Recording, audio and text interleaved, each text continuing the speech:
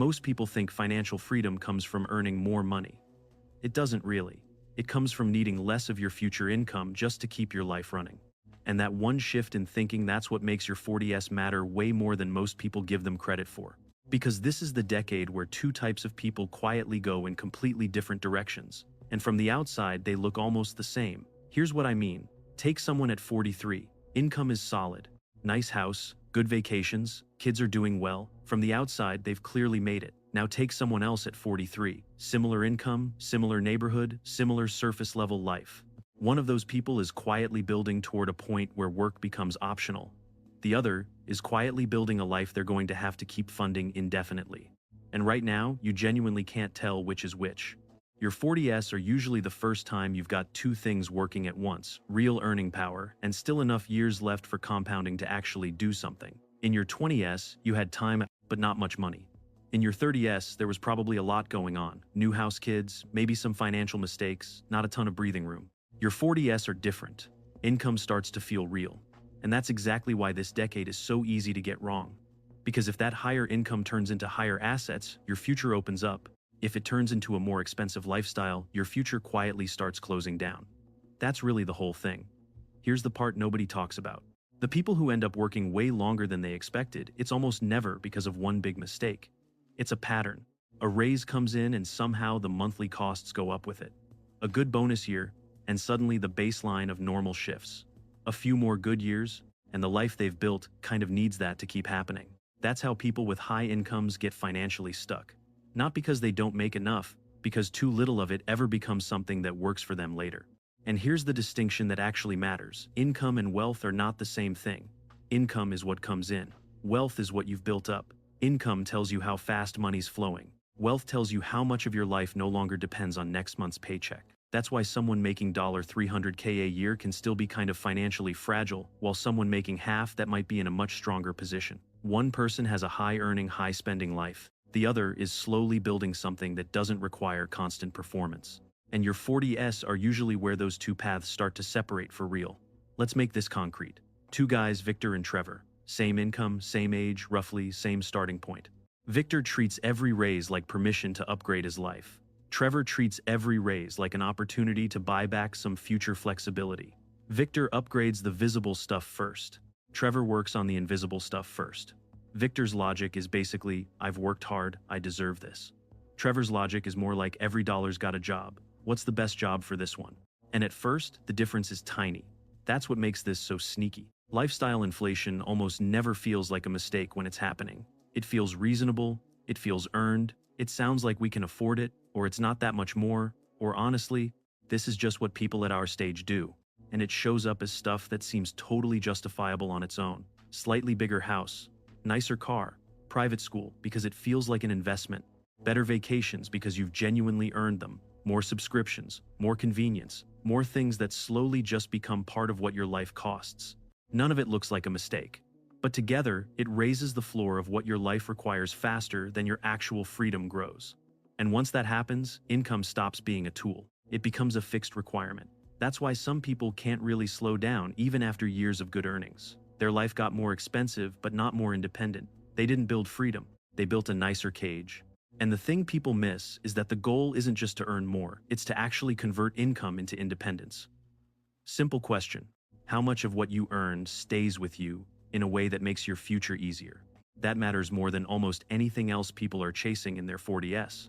Because if every raise just gets absorbed into life, your financial situation might look bigger, but it's not actually getting stronger. So the most important number in your 40s probably isn't your salary. It's more like your conversion rate. How much of your income is actually turning into assets? How much of each raise becomes something you own versus something you owe? Victor sees a bigger paycheck and figures he's got more room. Trevor sees a bigger paycheck and asks, how much of this can I keep from just disappearing into lifestyle? One question genuinely changes how a decade goes. Every dollar you earn can basically do one of two things. It can raise your standard of living today, or it can lower how much future work you're going to need. Most people pick the first one without really thinking about it. Not that many consistently pick the second, but by the time you're 55, those choices don't look small anymore. They look structural. If this is clicking for you, subscribe. That's the kind of stuff this channel gets into. This isn't about living cheap or turning your 40s into some deprivation exercise. That's not the point. The point is that most people only think about what something costs today. They don't think about what it costs in terms of future options. A bigger mortgage isn't just a higher monthly payment. It might mean more years of required work. A more expensive lifestyle doesn't just cost more each month. It raises the number you need to hit before work starts feeling optional. The real cost of a financial decision isn't just the price tag. It's what it does to your timeline. And in your 40s, these choices start stacking. A slightly higher housing cost compounds. A lower savings rate compounds. Waiting a few more years to invest seriously compounds. And on the flip side, putting a raise into index funds compounds. Keeping your lifestyle from inflating while income rises compounds. This is where the middle of life either sets you up or boxes you in. Most people don't realize which one's happening until it's already been happening for years. Here's something that doesn't get said enough. A lot of midlife overspending isn't really a math problem. It's a psychology problem. People start using their lifestyle as proof. Proof that the hard work paid off. Proof that they're doing well. Proof they belong in a certain category. Proof that all those years of grinding actually went somewhere visible. That's why lifestyle inflation is genuinely hard to resist. It doesn't feel like overconsumption. It feels like confirmation. But once your identity is tied to the visible shape of your life, it gets really hard to protect the invisible stuff that would actually make you free. And that's the real battle in your 40s. It's not just financial. Can you keep building quietly while other people are spending loudly? Can you be okay with a life that looks a little less impressive on the surface, but is structurally way stronger underneath? Because your 40s aren't just about accumulation. The decisions you keep making here are slowly setting your required income level. They're determining how much pressure your life puts on your career. They're deciding whether a rough patch at work feels like a speed bump or an actual crisis. So practically, here's what this looks like. Stop measuring progress mainly by income. Track net worth. Track your savings rate. Track whether your spending quietly drifts up every time income goes up. What you actually measure, you protect. Protect the gap. When income rises, don't let all of it get absorbed into more expensive normal. Let some of it improve your life, obviously. But deliberately route a real portion into assets, not leftovers. On purpose. Get serious about fixed costs. Variable spending matters, but fixed costs determine your structure. Housing, cars, school choices, recurring commitments, those are the decisions that quietly determine how trapped or flexible future you is going to feel. Think in years of work, not just dollars. A new expense isn't just a monthly cost.